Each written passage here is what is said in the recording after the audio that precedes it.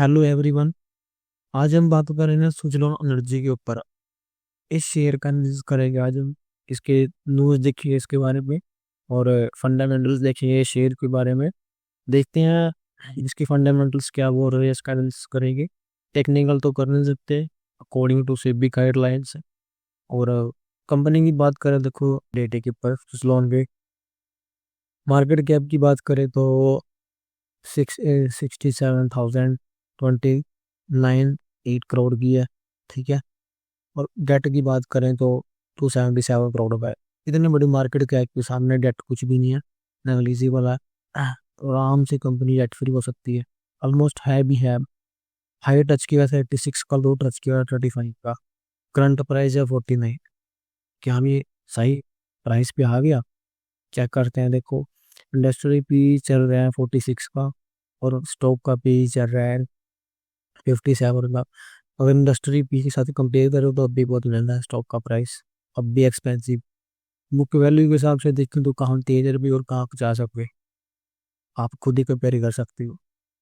Dividend company 0% देती है, और रिटर्न और इक्विटी ROE 28%। ठीक है, कुछ ज़्यादा नहीं है। आप अगर 100 रुपये लगाएंगे तो 28%, 100 रुपये लगाएंगे तो आपको 128 रुपये मिलेंगे।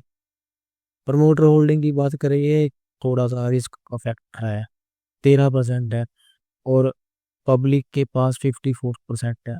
ज्यादातर स्टॉक माल कंपनी के का पब्लिक के पास ही है। और बात करें और चलते हैं कि हम अगर बात करें तो ये देखो कुछ प्रो एंड कॉन्स की बात करें तो कंपनी ऑलमोस्ट डेट रिड्यूस कर चुकी है, ये आपको पता ही है। देखो और ऑलमोस्ट डेट फ्री है। अच्छे Q3 के रिजल्ट आए, सॉरी Q4 की, पर मार्च में आए हुए जो पिछले दिसंबर में थे वो काफ़ी अच्छे थे। और पिछले 5 साल की 19% के CAGR से कंपनी के अंदर ग्रोथ है। जो कौन सा है ना, वो इन सारे में से एक ही दिख रहा है मुझे, दो दिख रही थी, प्रमोटर होल्डिंग और जो कर्जे के दिन बच गए कंपनी के। कंपनी में दिन बढ़ गई कर्जे की, ये नेगेटिव पॉइंट है। और स्टॉक जो ट्रेडिंग कर रहा है वो पूरी बुक वैल्यू से भी काफ़ी एक्सपेंसिव एक्सपेंसिव के ऊपर ट्रेड कर रहा है, आपने देख ही लिया था। बाकी और लिस्ट में कंपैरिजन करें तो इसके जो कॉम्पिटिटर्स हैं उनके मुकाबले में जो सुजुलॉन का पी है वो 57 है। औरों के मुकाबले तो भी काफ़ी नीचे ही है, क्योंकि सारी सीरीज का चेक करो, सबका कुछ 72 और 50। इंडस्ट्री के चल रहा है 46, बड़े इनके हिसाब में एक्सपेंसिव में चल रहे हैं। क्वार्टर रिजल्ट की अगर बात करें, आप यहाँ यहाँ देखो, अगर आप क्वार्टरली रिजल्ट भी अगर हम चले तो ये देखो हम सेल्स की बात करें 2021 दिसंबर से हर साल इंक्रीज हुई है। 1600 से स्टार्ट हो गई, 2900 से पहुंच गई, डबल हो गई 3 साल के अंदर। एक्सपेंसिस की बात करें, देखो अगर सेल बढ़ेगी तो खर्चे ही बढ़ेंगे। 1300 स्टार्ट होगी, 2400 बढ़ गई, 2400 करोड़ की होगी, ये तो बढ़ेंगी ही बढ़ेंगी। प्रॉफिट की बात करें 2286 से 500 करोड़ हो गया, अच्छी बात है। कंपनी प्रॉफिट भी निकाल रही है। प्रॉफिट बिफोर टैक्स की बात करें 42 से स्टार्ट हुआ था, 42 करोड़ से क्वार्टर टू क्वार्टर 400 करोड़ की समथिंग है। आप लगभग लगभग देखो 10 गुना का जंप है प्रॉफिट का, 3 साल के अंदर, कहाँ 40 करोड़ और कहाँ 390 करोड़। इतना लगा के चलवाओ, वही है, सेम ही है, कोई ज़्यादा बड़ी बात नहीं है। ठीक है। बैलेंस शीट की बात करें तो कंपनी की जो रिजर्व है वो एक किसी टाइम में नेगेटिव में थी, 2015 के 800 करोड़ की नेगेटिव में थी, और आज पॉजिटिव में पहुंच गई 1700 करोड़ की। वो प्लस पॉइंट है। बोरिंग कंपनी की पिछले क्वार्टर में मार्च 2024 के अंदर 1500 की थी, पर अब बढ़ गई क्योंकि रिजर्व बढ़े है तो थोड़ी बहुत बोर तो बढ़ेगी कंपनी, कर्जे तो लेगी, कोई बड़ी बात नहीं है, ये चलता रहता है ना तो। और शेयर होल्डिंग पैटर्न की बात करें तो यहाँ कुछ चीज़ खाता है। शेयर होल्डिंग पैटर्न प्रमोटर्स के पास 2022 के अंदर 15% था, 2 साल बाद 13%। 2% माल बेचा प्रमोटर ने, कहाँ गया? FII के पास। 5% से बढ़ के सीधा 22% पे बैठे हैं बाहर के इन्वेस्टर।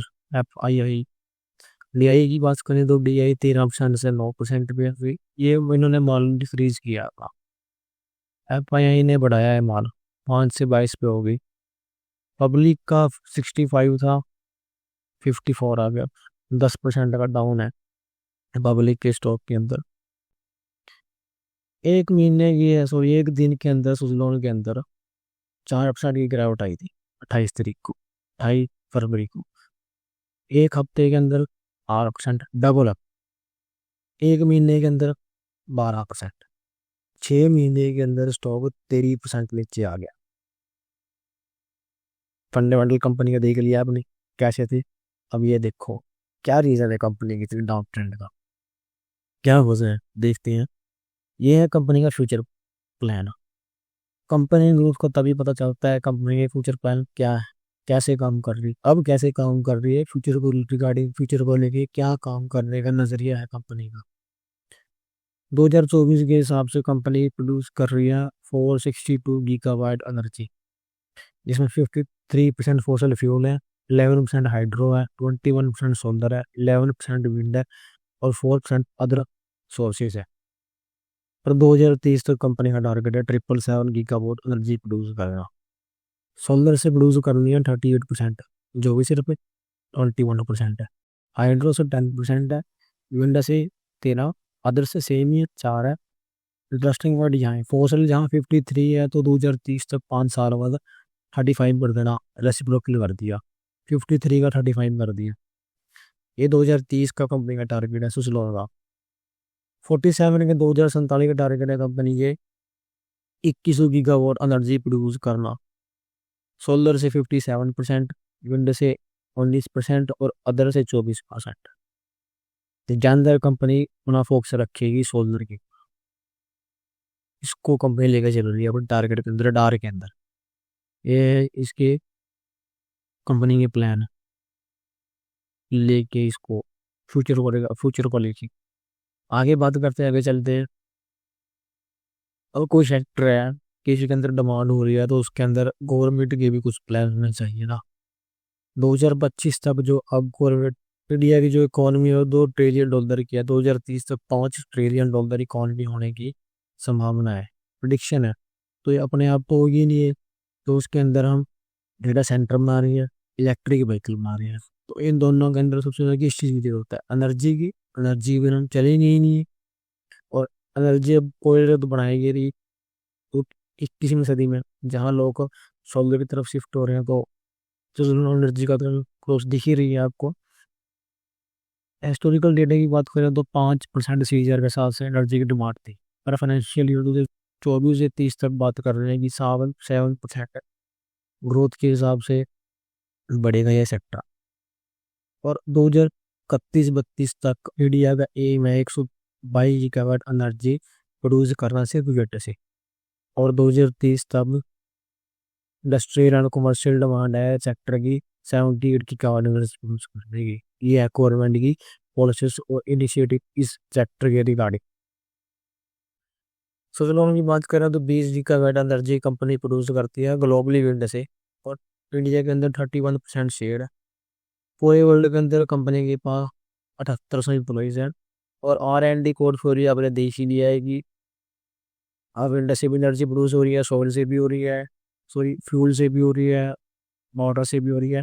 ये हैं कंपनी के मेन क्लाइंट, ACC हो गया, अडाइड हो गया, सॉरी अडानी हो गया, बिरला हो गया, बजाज, ब्लैक रॉक, गेल, सारे बड़े नाम हैं। IDC, ONGC, renewable, Vedanta, bread power, Tata, Shri cement, top quality, top notch quality client है कंपनी की, आप ये दे सकते हैं अपनी कंपनी। ऑर्डर बुक की बात करेंगे, ऑर्डर बुक की 2023 के अंदर दिसंबर के अंदर कंपनी के पास जो 2290 मेगावाट का ऑर्डर था विंड का, जो 2025 के अंदर बढ़ के हो गया 5500 मेगावाट प्रोड्यूस करने का।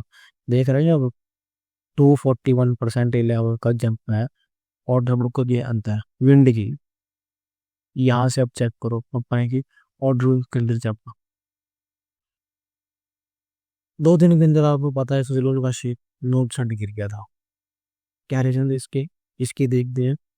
द कंपनी टुडे इन्फोसोरी fund bosses that commissioner office of the CGST and central excise Chennai North Commissionerate Chennai has levied a penalty worth around 1.18 crore on ये कंपनी के पास सीजीएसटी सेंट्रल एक्साइज डिपार्टमेंट ने GST notice भेजा है company को, उसके ऊपर fine लगाया है, जिसकी वजह से एक दिन 4% गिरा था, उससे अगले दिन भी 4% कंपनी की तरफ डाउन ट्रेंड था। ये कारण था कंपनी गिरने का सीजीएसटी नोटिस। आगे बात चले तो एक कंपनी है ओस्टर, ये मैं क्लाइंट्स में दिखाना, देखो आपको यहाँ चलेगी, ये रही है ओस्टर रिन्यूएबल एनर्जी। इस कंपनी के रिपीट ऑर्डर मिला है सुजलॉन को, Suzlon means repeat order from Oyster renewable less than 9 month. आप देख लो कि 9 महीने के अंदर रिपीट ऑर्डर मिल रहा है कंपनी को दूसरी कंपनी से, प्लस पॉइंट है कंपनी के लिए। 201 मेगावाट एनर्जी प्रोड्यूस कर देगा। रिपीट द्वारा है secured repeat order of 201 megawatt from Oyster renewable energy. कैसे प्रोड्यूस करनी है, लिए विंड एनर्जी सेक्टर, विंड से में द्वारा एनर्जी प्रोड्यूस करनी है, ठीक है। ये दो successful partnership with Oyster has now ground तो पहले, अब जो उनकी पार्टनरशिप है दोबारा वो 289 मेगावाट एनर्जी प्रोड्यूस करनी है मध्य प्रदेश के अंदर विद इन जस्ट 9 मंथ के अंदर। तो ये थी कंपनी की एनालिसिस। ये कोई बाय सैलरी की रिकमेंडेशन नहीं थी, आपको जैसे करना जो करना आपके पास फुल्ली अथॉरिटी है, अपने एनालिसिस करो। आपको दिखा दिया है गवर्नमेंट ने और सेबी ने भी, मेरी तरफ से किसी को कोई राय नहीं थी। Thank you.